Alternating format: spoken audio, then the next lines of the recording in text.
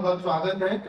RWM जो UPSI का ये सम्मान समारोह हमारे लिए शायद इसलिए भी जरूरी है क्योंकि जब पिछली बार यूपीएसआई का सम्मान समारोह हमने किया था तो उससे पहले RWA पर एक दाग लगा रहता था कि RWA कांस्टेबल्स भर्ती करता है।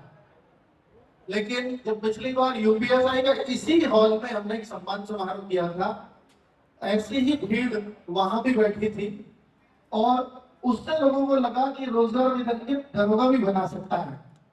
और उसके बाद आप लोगों ने हम पे भरोसा किया तो वैकेंसी भले ही आती हुई लेकिन इसमें हॉल में बैठने वालों की संख्या कम नहीं हुई बल्कि बढ़ी है।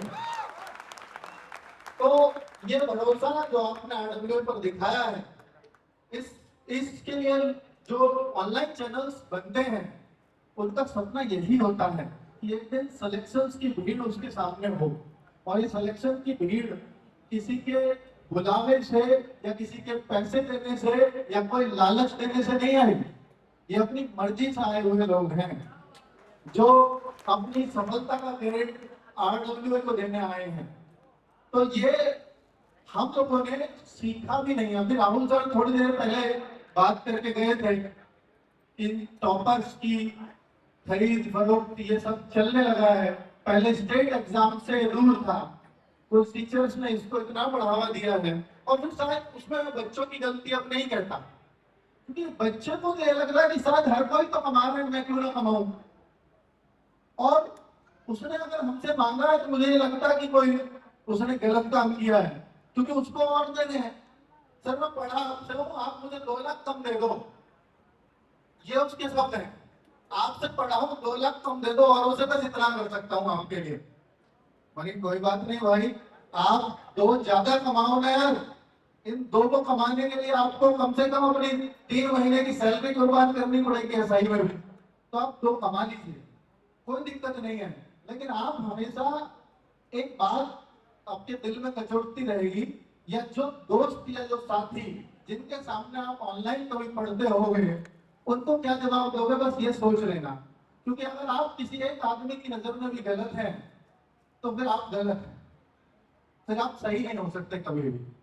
तो मैं आप सब लोगों से भी यही कहूंगा कि देखिए, राहुल सर ने बोला कि ईमानदार रहना। आज के टाइम में ये तो एक सब लोग यही कह के आपको भेजेंगे कि हाँ आप ईमानदार रहना, लेकिन क्या परिस्थिति आपको ईमानदार देख पाएंगी? ये मैं बस आपको उसको थोड़ा मॉडिफाई कर रहा हूं कि ऐसे लोगों को मत सताना जिसके सताने से उसका जीवन ही बर्बाद हो जाए। उन लोगों को सताने से बचना हमेशा, वरना ऐसी बददुआ लगेगी कि आप कभी जीवन में खुश नहीं रह पाओगे चाहे कमा कितना भी लो। तो वो खुशी आपके लिए हमेशा प्रायोरिटी रहनी चाहिए, क्योंकि नौकरी आप खुशी पाने के लिए कर रहे हो, पैसा पाने के लिए नहीं। पैसा तो बहुत बहुत जगह बहुत लोग कमाते हैं। पैसा तो मैं भी बहुत शांति से नौकरी में कमा रहा था, लेकिन शायद खुशी नहीं मिल रही थी, कुछ कर नहीं पा रहा। और वो खुशी इसलिए नहीं मिल रही थी क्योंकि वो बच्चे रोज मुझसे मिलने आते थे जिनका पहले मैं रिजल्ट्स दे चुका था नौकरी में जाने से पहले कि सर आप नहीं पढ़ाओगे तो शायद हमारा जीवन अब खत्म है, हम शायद मजदूरी ही करेंगे आगे।